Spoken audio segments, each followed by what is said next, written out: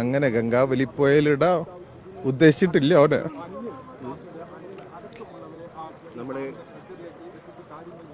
ഞാൻ അപ്പോഴേ പറഞ്ഞു ലോറിക്ക് അധികം പരിക്കുണ്ടാവില്ല, ക്യാബിന് അധികം പരിക്കുണ്ട്, ചിന്നിച്ചിതറൂല.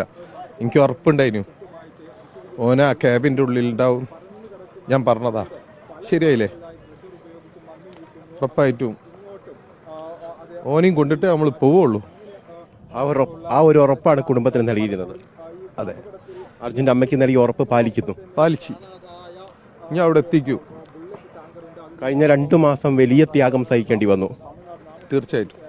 കാരണം ഈ തെരച്ചിൽ വീണ്ടും വീണ്ടും പുനരാരംഭിക്കുന്നതിന് വേണ്ടി മുട്ടാത്ത വാതിലുകളില്ല. ഒരു സാധാരണക്കാരനെ കൊണ്ട് എത്ര കഴിയും അതിന്റെ പരമാവധി നമ്മൾ ചെയ്തു. ഒരു ഡ്രൈവറെ കണ്ടെത്തുന്നതിന് എന്തിനു നിങ്ങൾ ഇത്രയേറെ മുന്നോട്ട് ഇങ്ങനെ സമ്മർദ്ദം ചെലുത്തണം എന്നുള്ള ചോദ്യങ്ങൾ പോലും പലവട്ടം